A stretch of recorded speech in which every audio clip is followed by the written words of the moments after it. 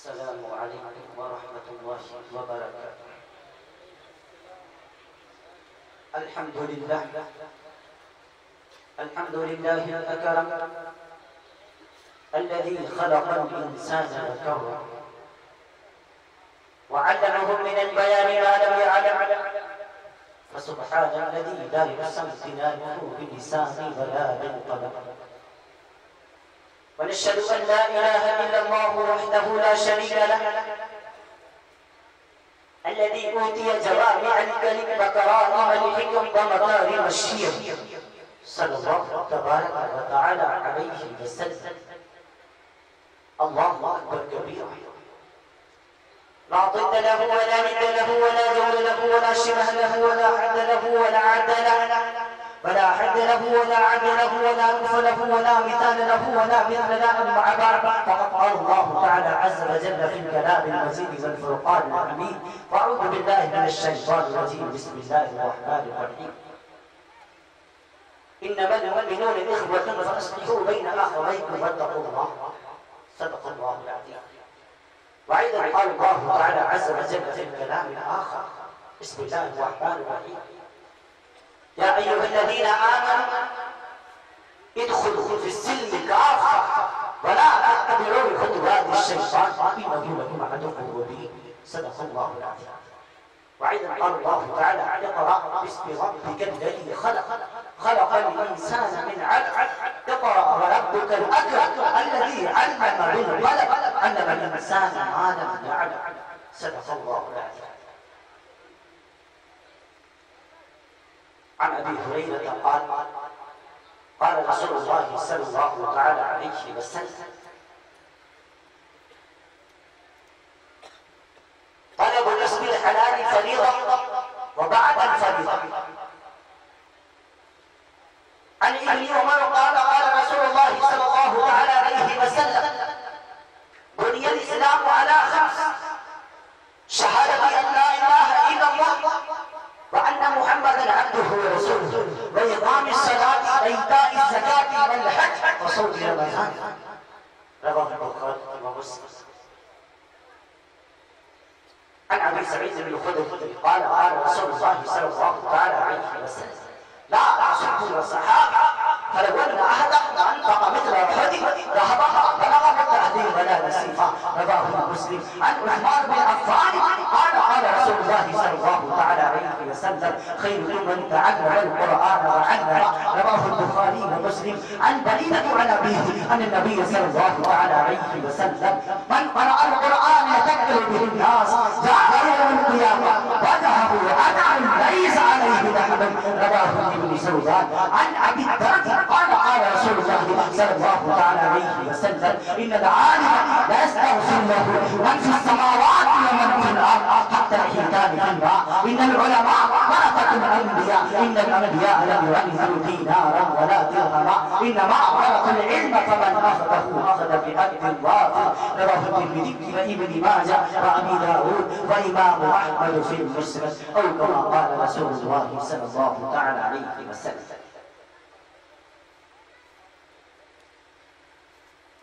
حقیقت خرافات میں کھو گئی. علامہ اقبال رحمۃ اللہ تعالی علیہ فرماتے ہیں: حقیقت خرافات میں کھو گئی، یہ امت روایات میں کھو گئی. حقیقت خرافات میں کھو گئی، یہ امت روایات میں کھو گئی.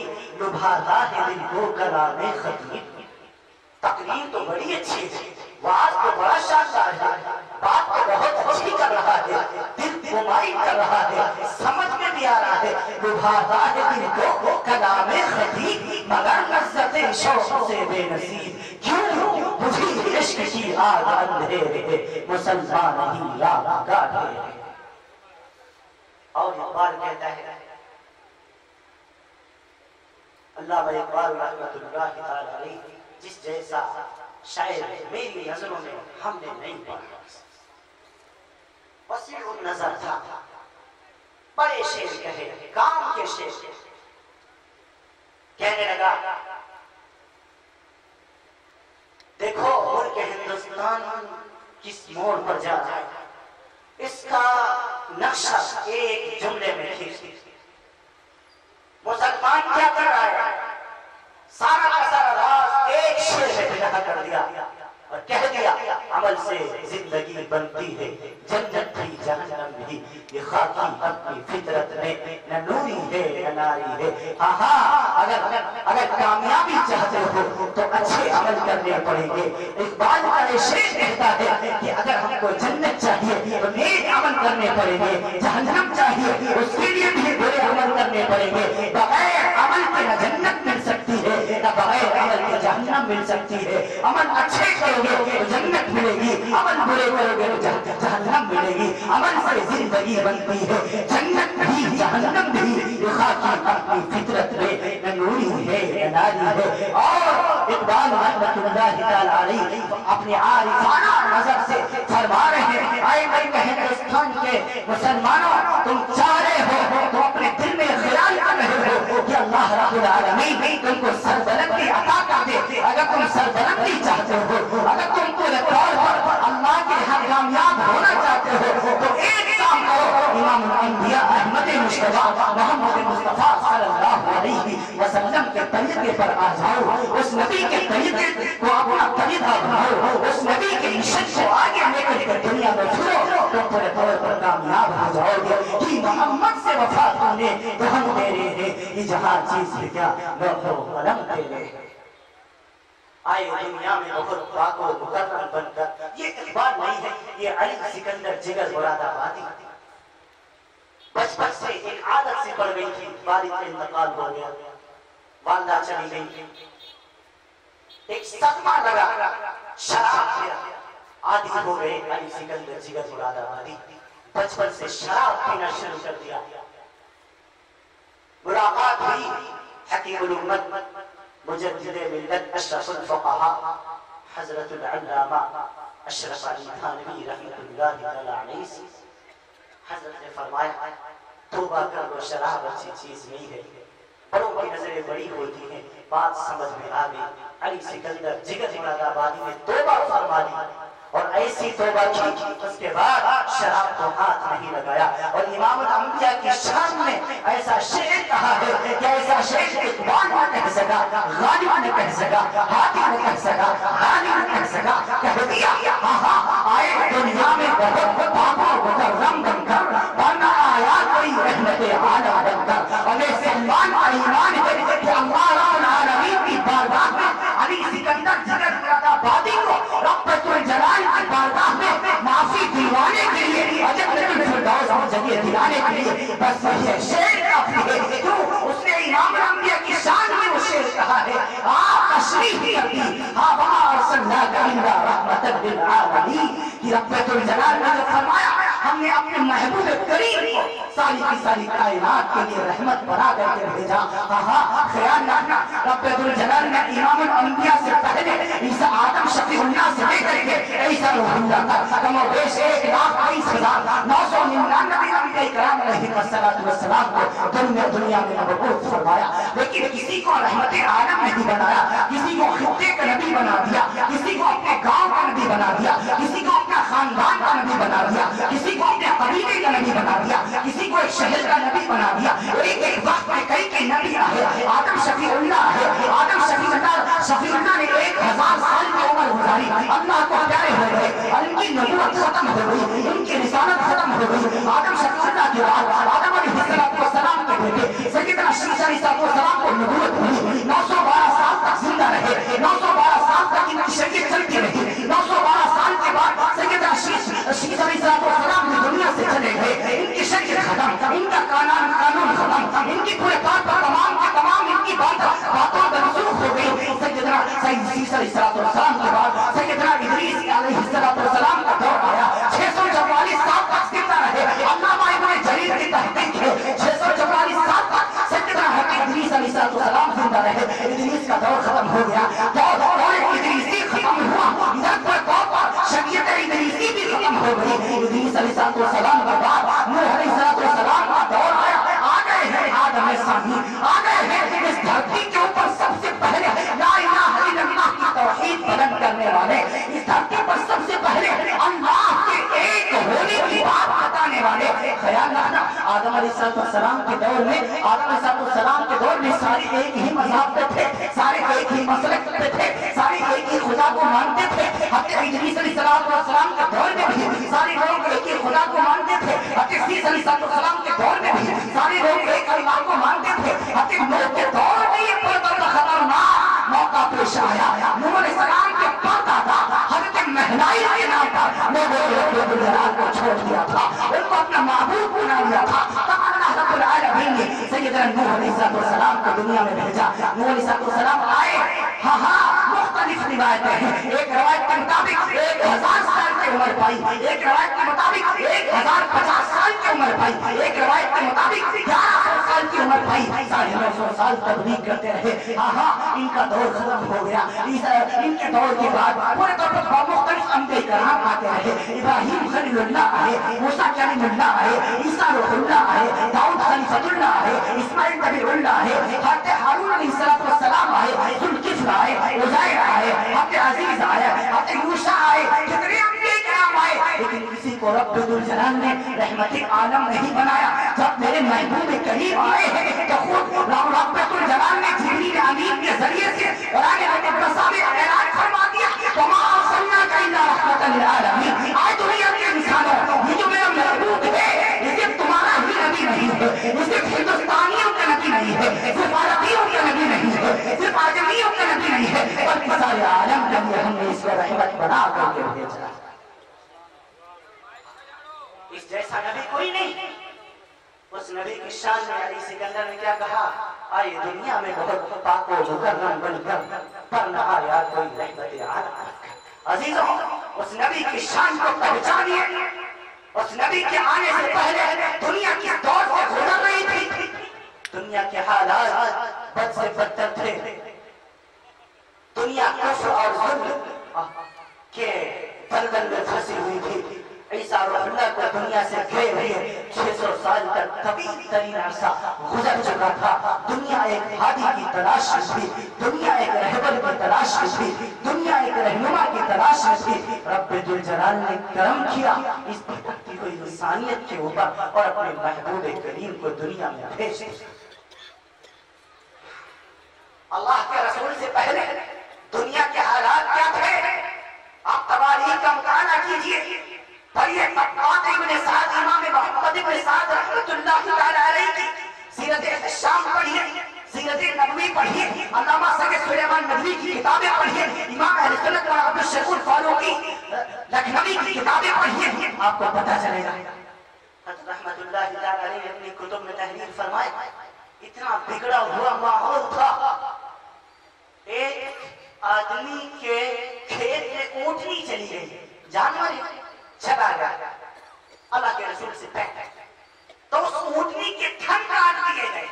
इस पर जो जंग हुई है 63 साल तक वो जंग चलती रही।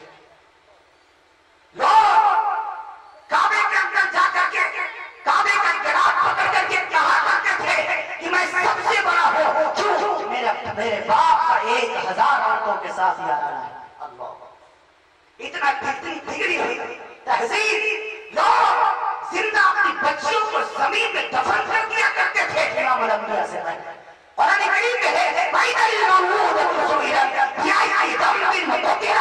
अल्लाह रब्बुल आलमीन फरमाता है कयामत वाले दिन मैं बच्चियों को जिंदा करूंगा और इसे पूछूंगा, बताओ कि जुर्म में तुम्हें कत्ल किया गया था। माँ बेटी अपनी माँ की इज्जत नहीं करती थी, औरतों को बांधी और गुलाम समझा जाता था। औरतों की कोई इज्जत नहीं थी।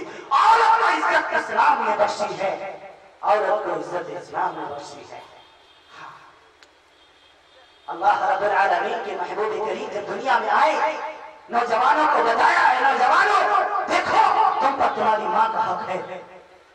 अल्लाह के रसूल सल्लल्लाहु अलैहि वसल्लम दुनिया में आए, उन्होंने बेटों को बताया देखो तुझ पर तेरे बाप का हक है।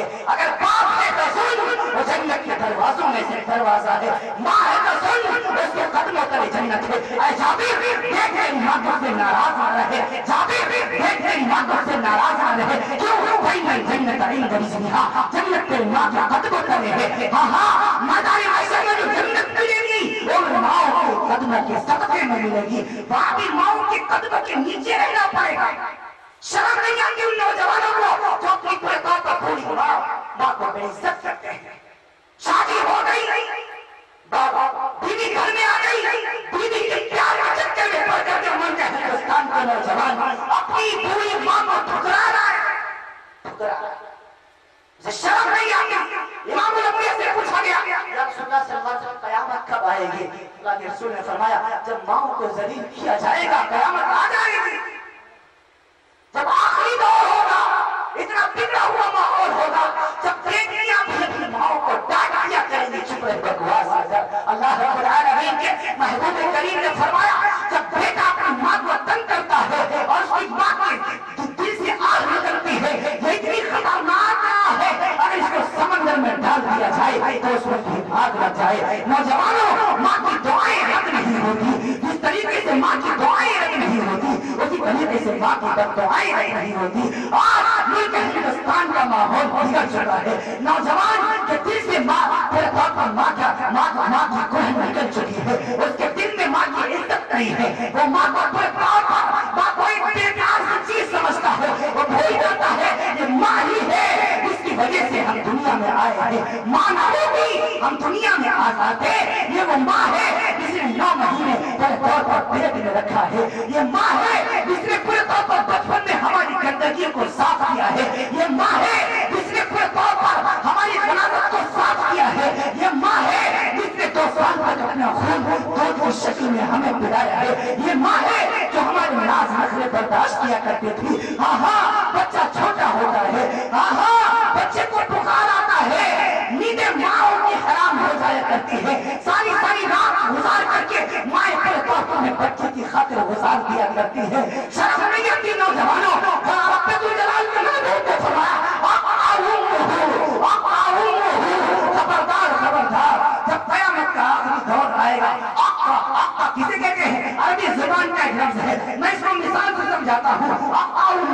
اللہ کے رسول فرماتے ہیں اگر کوئی آقا، میں ایک مثال سے سمجھاتا ہوں، اسے کہتے ہیں آقا، اسے کہتے ہیں عربی زبان میں کہ پہلے جب ہم کو کسی چیز کی ضرورت تھی، جب سامنے والے نے میری مدد کی، جب ہماری کوئی مدد نہیں کرتا تھا وہ میرے کام آیا، اب جب اس کو مدد کی ضرورت پڑی تب ہم اس کو آنکھ دکھا رہے ہیں۔ ایمانداری سے بتانا، ہم چھوٹے ہوئے ہیں، غلاظت کون صاف کرتا ہے؟ ہم چھوٹے ہوئے ہیں، راتوں کو ہمیں پورے طور پر دودھ کون پلاتا ہے؟ ہم کو دودھ کون پلاتا ہے؟ کھانا کون کھلاتا ہے؟ گندگیوں کو کون صاف کرتا ہے؟ کپڑوں کو کون صاف کرتا ہے؟ ہماری مائیں ہیں۔ اور پھر وہ ماں جب بوڑھی ہو گئی، جب وہ کمزور ہو گئی، ہم جوان ہو گئے، اور تب پورے طور پر جب اس ماں کو ضرورت ہے کہ ہم اس کی خدمت کریں، تب ہم اس ماں کو آنکھیں دکھاتے ہیں۔ اسی کو اللہ کے رسول فرماتے ہیں قیامت کے جب آخری دور آئے گا تو بیٹا اپنی ماں کو پورے طور پر ٹھوکر مارے گا اور دوست کو اپنے گلے سے لگائے گا، بیٹیاں اپنی سہیلیوں کو گلے سے لگائیں گی،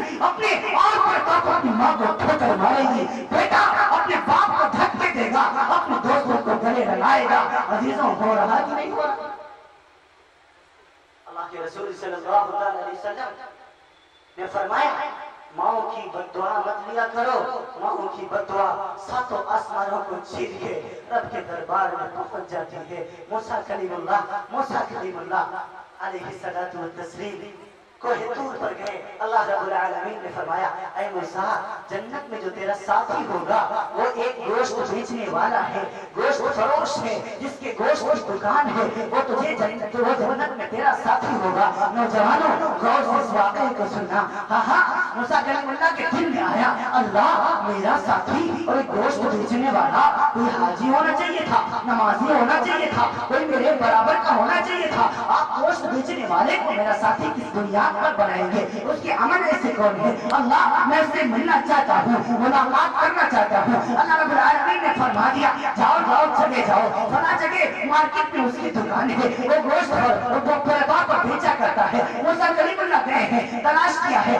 دیکھا ایک نوجوان ہے، پورے طور پر نوجوان بیٹھا ہوا ہے، گوشت کو ٹکڑے کاٹ کر کے بیچ رہا ہے، اس کی زبان سے کچھ پڑھ بھی نہیں رہا، کوئی ورد بھی نہیں کر رہا، صرف گوشت بھیجتا چلا جاتا ہے. شام تک کھڑے رہے، شام تک کھڑے رہے. جب شام ہوئی تو نوجوان چلنے لگا، اور جب چلنے لگا ہے اپنی تھیلی میں تھوڑا سا گوشت اس نے ڈال دیا اور چلنے لگا. چلتے موسیٰ کلیم اللہ بھی تھے، اپنی بیٹیوں سے نئی بغیر ملے ہوئے صرف سلام کرتا ہے اور ایک کوٹری میں چلا جاتا ہے. کمزور سی ایک جان لیٹی ہوئی ہے، چارپائی کے اوپر جا کر کے سلام کرتا ہے. السلام علیکم، السلام علیکم ورحمۃ اللہ. جواب پہ لڑکھڑاتی ہوئی زبان میں جواب ہوتا ہے وعلیکم السلام ورحمۃ اللہ، وعلیکم السلام ورحمۃ اللہ. موسیٰ کلیم اللہ دیکھ رہے ہیں. اس کے بعد وہ واپس آتا ہے کچن میں، رسوئی گھر میں آتا ہے، باورچی خانے میں آتا ہے اور آ کر کے اپنے ہاتھوں سے گوشت کے باریک باریک ٹکڑے کرتا ہے. بیوی موجود ہے، اس کی مدد نہیں لے رہا، بیٹیاں موجود ہیں، اس کی مدد نہیں لے رہا. اپنے ہاتھوں سے گوشت کے ٹکڑوں کو مہین کرتا ہے. اس کے بعد ہانڈی میں ڈالتا ہے اور ڈالنے کے بعد اس کا سالن تیار کرتا ہے. اپنے ہاتھوں سے کانٹے کو گونتا ہے. اس کے بعد اس کے پیڑے بناتا ہے، روٹیاں بناتا ہے. روٹیاں بنا کے کھانا اپنے ہاتھ سے تیار کرتا ہے. تیار کرنے کے بعد پھر اسی کمرے میں آتا ہے جہاں اس کی بوڑھی ماں لیٹی ہوئی تھی. آ کر کے اپنے سینے کو کرسی بنا لیتا ہے، اپنی ماں کو بٹھاتا ہے اور بٹھانے کے بعد اپنے سینے کی لگا دیتا ہے اور باریک باریک ٹکڑے کرتا ہے. اپنی ماں کے منہ میں ڈالتا چلا جاتا ہے، ماں کو کھلاتا چلا جاتا ہے. ماں کھا رہی ہے، موسیٰ کلیم اللہ دیکھ رہے ہیں. ہاں اس ماں اس بیٹے کی فرما بردار، بیٹے کی فرما برداری دیکھ رہے ہیں. بوڑھی ماں ہے، چل نہیں سکتی، بوڑھی ماں ہے، اٹھ نہیں سکتی، بوڑھی ماں ہے، پیٹوں پر کھانا اپنے آپ سے کھا نہیں سکتی. بیوی کی مدد نہیں لے رہا، بیٹیوں کی مدد نہیں لے رہا، بہنوں کی مدد نہیں لے رہا، اپنے ہاتھوں سے کھلاتا ہے. بڑھیا کہنے لگی، اماں کہنے لگی بیٹا آپ بس کر، بیٹا آپ بس کر. ہاں وہ نوجوان کہنے لگا اماں تھوڑا اور کھا لیجیے، تھوڑا اور کھا لیجیے، تھوڑا اور کھا لیجیے. اور کھانے لگی. بڑھیا کہنے لگی، اب اماں وہ کہنے لگی بیٹا اب بس کر، اب کھایا نہیں جاتا، اب کھایا نہیں جاتا. اپنی ماں کو لٹاتا ہے، پوری ماں کو لٹا دیتا ہے. اس کے بعد پیروں کی جانب آتا ہے، آ کر کے پیر دبانا شروع کرتا ہے. بڑھیا کہتی ہے بیٹا بیٹے تو سارا دن پورے طور پر تو کام کرتا ہے، سارا دن پورے طور پر مارکیٹ دکان پہ چلتا ہے، دکان پہ بیٹھا لیتا ہے، تھک گیا ہوگا، بیٹے جا آرام کر لے. بیٹا کہنے لگا اماں میں تو اپنی جنت میں بیٹھا ہوا ہوں، میں تو اپنی جنت میں بیٹھا ہوا ہوں. پیر دبانا شروع کرتا ہے. اچانک وہ بڑھیا کے لڑکتے ہوئے ہاتھ آسمان کی طرف اٹھتے ہیں اور اپنی لڑکھڑاتی ہوئی زبان میں کچھ بڑبڑاتی ہے. موسیٰ کلیم اللہ کھڑے دیکھ رہے ہیں. موسیٰ علیہ السلام پوچھ رہے ہیں بائے اس نوجوان سے پوچھا یہ کون ہے اور کیا کہہ رہی ہے. وہ نوجوان کہنے لگا یہ میری ماں ہے اور ماں تو ماں ہی ہوتی ہے، ماں تو ماں ہی ہوتی ہے. جب بھی میں اس کی خدمت کرتا ہوں، جب بھی میں اس کی سیوا کرتا ہوں، جب بھی میں اس کو کھانا کھلاتا ہوں، جب بھی میں اس کے ہاتھ اور پیر دباتا ہوں، جب بھی میں اس کا کوئی کام کرتا ہوں، یہ آسمانوں کی طرف اپنے ہاتھوں کو بلند کرتی ہے اور اپنے ذوالجلال کے بارگاہ میں دعا کرتی ہے اے میرے الہ العالمین میرے اس بچے کو، میرے اس بیٹے کو جنت میں موسیٰ کا ساتھی بنا دینا، میرے اس بیٹے کو جنت میں موسیٰ کا ساتھی بنا دینا. ارے کہاں میں، کہاں موسیٰ، وہ تو نبی ہے، میں اس کا ساتھی کیسے بن سکتا ہوں. موسیٰ کلیم اللہ نے دن ہی دن میں کہا اے نوجوان تجھے مبارک ہو، تیری ماں کی دعاؤں کو رب ذوالجلال نے عرش آدم پر قبول فرما لیا ہے اور تجھے جنت میں موسیٰ کا ساتھی بنا دیا ہے. نعرہ تکبیر، نعرہ تکبیر. حضرت مولانا مفتی سلمان صاحب مظاہری، حضرت مولانا مفتی سلمان صاحب مظاہری، عظمت والد، عظمت والد، مدنی جلسہ کمیٹی، مدنی جلسہ کمیٹی. مسلمانوں، نوجوانوں، ماں کی خدمت کرو، ماں کی دعاؤں کے فیض میں جنت مل جائے گی. ہاں دیکھو اس بوڑھی ماں، اس بوڑھی ماں اپنے بیٹے لے کے لیے کون سی دعا کر رہی ہے. اس بوڑھی ماں اب موسیٰ کلیم اللہ نے سمجھا ہاں اس کو جنت کسی اور عمل کی بنیاد پر نہیں بلکہ ماں کی دعاؤں کی بنیاد پر مل رہی ہے. اور جنت میں یہ موسیٰ کا ساتھی ماں کی دعاؤں کی وجہ سے بنایا جاتا ہے. تو ماں کی خدمت کرو گے انشاءاللہ، گھبرانا نہیں ہے. پریشان نہیں ہوتا ہے کتنے دن ماں باپ زندہ رہتے ہیں کتنے دن زندہ رہیں گے ہاں جب تک ماں زندہ رہتی ہے باپ زندہ رہتا ہے وہ بوجھ لگتا ہے جب نہیں رہتا تب پتہ چلتا ہے ہائے ہائے میرا باپ نہیں ہے میرا والد دنیا سے چلا گیا ہے آج میں روتا ہوں ہائے میں اپنے والد کی خدمت نہ کر سکا والدہ حیات ہے آپ بھی دعا فرمائیں ان کی عمر میں برکت اللہ رب العالمین عطا فرمائے جب بائیں زندہ ہے ماں کی دعائیں لے لو ماں کی خدمت کرو ہاں بیٹے چاہے جن اپنی ماں کو پریشان کرے لیکن مائیں بددعا نہیں دیتی مائیں بددعا نہیں دیتی ہے وہ اپنے بچوں سے ہمیشہ پیار کرتی ہے ہمیشہ محبت کرتی ہے ان کو کسی چیز کی فکر نہیں ہوتی ہمیشہ اپنے بیٹے کی پورے طور پر سلامتی کی فکر ہوتی ہے نوجوانوں اپنے پورے ماں باپ کی قدر کرو جب وہ نہیں ہوں گے تب تمہیں پتا چلے گا امام الانبیاء کو دیکھو میرے نبی نے عالم شباب میں اپنی ماں کو نہیں دیکھا میرے نبی کا بچپنا دیکھو عالم شباب میں اپنی ماں کو نہیں دیکھا چلی جاتی ہے مکہ المکرمہ میں امام الانبیاء تھے مدینہ طیبہ کی طرف سفر کیا ہے عمر ساتھ میں ہے مقام ابوا آیا ہے حضرت آمنہ خاتون رضی اللہ تعالی عنہا پر بیماری طاری ہوئی وہیں گر جاتے ہیں حضرت آمنہ خاتون رضی اللہ تعالی عنہا بولا نہیں جاتا تھا میں نے سیرت کی کتابوں کو کھنگالا کہ ذرا میں دیکھوں حضرت آمنہ خاتون کو ہوا کیا تھا کون سی بیماری ہو گئی تھی مجھے کسی کتاب میں نہیں ملا صرف خصائص کبریٰ میں امام جلال الدین عبد الرحمن السیوطی کی ایک عبارت مل گئی کہ حضرت آمنہ خاتون سے بولا نہیں جاتا تھا جس سے میں نے اندازہ لگایا کہ شاید حضرت آمنہ خاتون کو اٹیک ہوا تھا کیوں اٹیک میں بولا نہیں جاتا یہ میں نے محسوس کیا اور حضرت آمنہ خاتون میرے نبی کی عمر کتنی ہے 6 سال کی عمر ہے آمنہ خاتون کی عمر کتنی ہے تقریباً 22 یا 23 سال کی عمر ہے ارے ہماری بہنوں کی تو 22-23 سال میں پورے طور پر شادیاں نہیں ہوتی وہاں موت آ رہی ہے جنگل پر پہاڑی کے اوپر بستی بھی نہیں ہے کوئی ساتھ میں نہیں ہے میرا نبی جو جس کی عمر 6 سال کی ہے ام ایمن ہے اور کوئی ساتھ میں نہیں ہے میرے نبی کی والدہ گر جاتی ہیں اٹھا نہیں جاتا اور میرے نبی صلی اللہ علیہ وسلم کو اپنے قریب کرتی ہیں اور کہنے لگتی ہیں اے میرے بیٹے شاید آج کے بعد تم میرا چہرہ دیکھ نہیں پاؤ گے اے میرے بیٹے میں دنیا سے جا رہی ہوں اب قریب میری آنکھ دیکھ رہی ہے رب ذوالجلال تجھ کو مشرق اور مغرب میں چمکائے گا اتنا کہنے کے بعد آمنہ خاتون کی روح پرواز کر جاتی ہے سوچو تو صحیح میرے نبی پر کیا گزری ہوگی جس کا باپ پیدائش سے پہلے ہی دنیا چھوڑ کے جا چکا ہو مسلمانوں تم اس نبی کے امتی ہو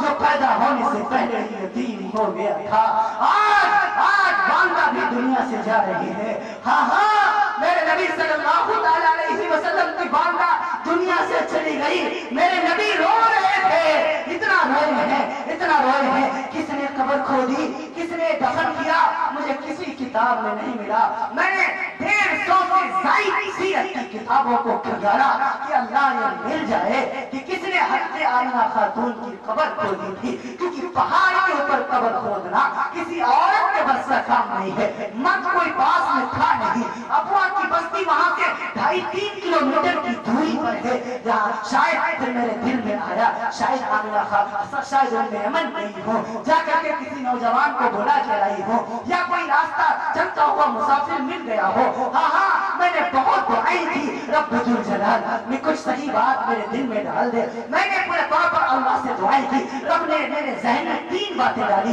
پہلی بات یہ ڈالی شاید حضرت ام ایمن گئی ہو ابوا کی بستی سے کسی کو بلا کے لائی ہو دوسری بات میرے رب نے یہ ڈالی شاید کوئی راستہ چلتا ہوا مسافر مل گیا ہو اس نے حضرت آمنہ خاتون کو دفن کیا ہو تیسری بات میرے رب نے یہ ڈالی کہ رب ذوالجلال نے آسمان کے فرشتوں کو بھیج کر کے میرے نبی کی والدہ کی تدفین کروائی ہو پہلے کہے واللہ اعلم میرا رب بہتر جانتا ہے میرے نبی صلی اللہ علیہ وسلم کی والدہ وہیں پر دفن ہو گئی وہیں مدفون ہو گئی حضرت ام ایمن فرماتی ہے میں نیچے اتر کے آ گئی مجھ کو قضاء حاجت کی ضرورت پیش آئی جب میں واپس آئی تو میں نے دیکھا مجھ کو آئے، مجھ کو میرا بچہ نظر نہ آیا، میں دوڑتی ہوئی دوڑ رہی ہوں، پکار رہی ہوں، محمد محمد کہہ رہی ہوں، لیکن کہیں میرا بچہ نظر نہیں آ رہا۔ جب میں اس پہاڑی کے اوپر گئی ہوں تو میں نے کیا دیکھتی ہوں، میرا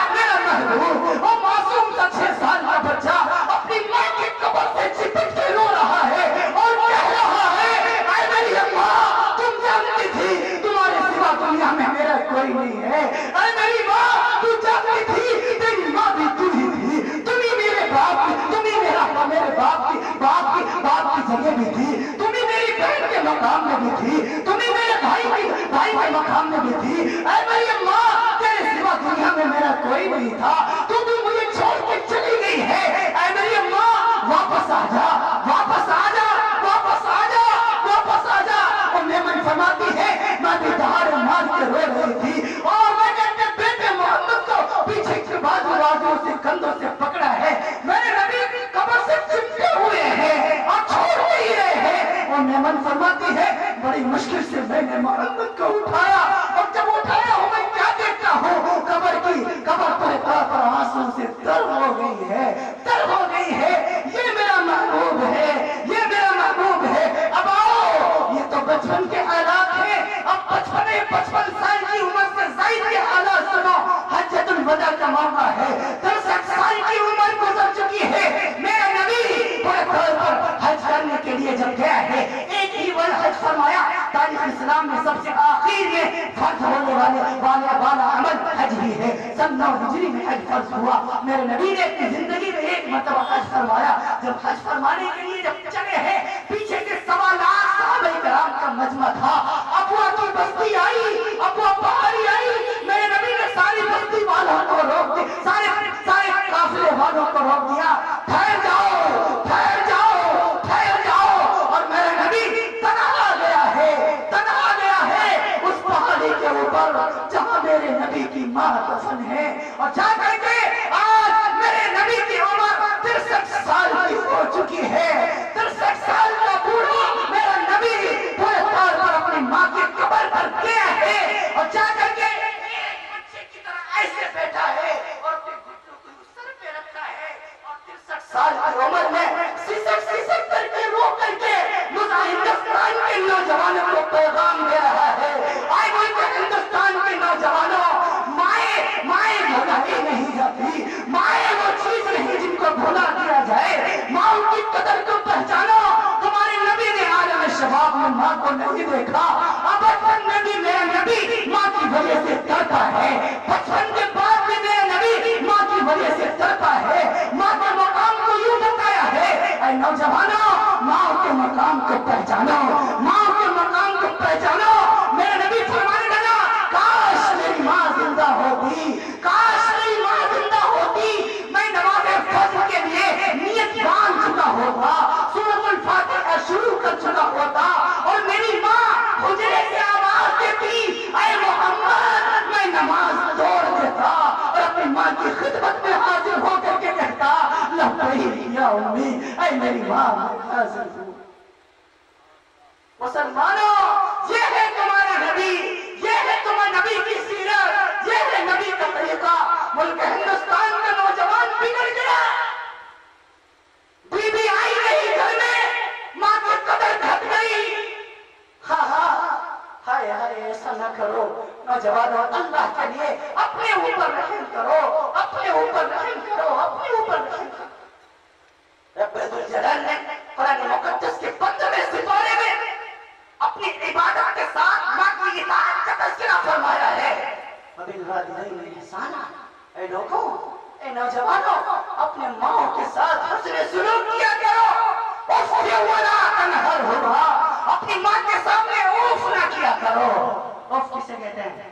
ماں نے کچھ کہا، باپ نے کچھ کہا، بیٹے نے کہہ دیا ماں نے کہہ دیا ایک گلاس پانی دیجئے، پانی تو دے تو دیا ہے لیکن اس نے کہہ دیا اس کو عربی میں اوف کہتے ہیں۔ قرآن کریم نے کہا اوف ولا تنہرہما، اوف ولا تنہرہما، اپنی ماں کے سامنے اپنے باپ کے سامنے اوف بھی نہ کرنا، اوف بھی نہ کرنا۔ غریبوں کی دعائیں لیا کرو، والدین کی دعائیں لیا کرو، ہاں مائیں ہی وہ ہیں جن کی وجہ سے ہم اور آپ دنیا میں آئے ہیں وہ دنیا میں آنے کا سبب بنی ہے. ماں کی عزت کرو گے آج سے انشاءاللہ. اگر دنیا سے چلے گئے ہیں ان کے لیے دعائیں کرو. رب ارحمہما کما ربیانی صغیرا. رب ذوالجلال نے فرمایا کہ تم ان کے لیے دعا کرو. اے اللہ جس طریقے سے بچپن میں انہیں سنبھالا ہے اے اللہ تو ان کی مدد فرما. تو ان کو سنبھال. اب وہ بوڑھے ہو گئے ہیں, اب وہ کمزور ہو گئے ہیں. رب ذوالجلال ان پر رحم فرما. ہم اپنے والدین کے لیے دعا کریں گے انشاءاللہ. ہاں اور دوسری بات میں عرض کرنا چاہتا ہوں, غریبوں کی دعائیں لیا کرو. ہم غریبوں کی دعائیں نہیں لیتے. ہم مظلوموں کی ہم بددعاؤں سے بچیں. رب ذوالجلال کے محبوب صلی اللہ علیہ وسلم جب کسی کو کسی جگہ کا حاکم بناتے تو اس کے بعد اس کو نصیحانہ کلمات کہتے اور ایک یہ پورے طور پر نصیحت ضرور کرتے, اتق دعوت المظلوم. اے لوگوں, معاذ بن جبل سے فرمائے معاذ جب یمن کا گورنر بنا کر کے بھیجا, معاذ دیکھ اتقی دعوت المظلوم, مظلوم کی بد دعا سے بچ. شیخ سعدی رحمۃ اللہ علیہ فرماتے ہیں مظلوم کی بد دعا اتنی خطرناک ہے اگر ساتوں سمندروں میں اس کی آہ ڈال دی جائے تو اس میں بھی آگ آ جائے. ایک بڑا عبرتناک واقعہ لکھا ہوا ہے. ایک صاحب تھے, غریب تھے. جب غریب تھے تو اللہ کو پہچانتے تھے, نماز بھی پڑھتے تھے, روزہ بھی رکھتے تھے, صدقہ خیرات بھی کرتے تھے, حج کی بھی نیت تھی. لیکن جب اللہ رب العالمین نے ان کو مال دے دیا تو اللہ ہی کو بھول گئے. جب اللہ نے انہیں مال دے دیا, امیر بنا دیا, مالدار بنا دیا تو اللہ ہی کو بھول گئے. نماز پڑھنا بند کر دیا. اب ان کو نماز کی کیا ضرورت ہے, اللہ بغیر پڑھے دے رہا ہے. نماز پڑھنا بند کر دیا, زکات دینا بند کر دیا, صدقہ خیرات کرنا بند کر دیا, اخلاق سارے کے سارے اچھے اخلاق ترک کر دیے, غریبوں کی مدد کرنا چھوڑ دیا. ایک دن میاں بیوی دونوں کھانا کھانے بیٹھے کہ ان کے دروازے پر فقیر آیا. فقیر سمجھتے ہیں مانگنے والا, اور آ کر کے اس نے آواز لگائی, اے گھر والوں میں 3 دن کا بھوکا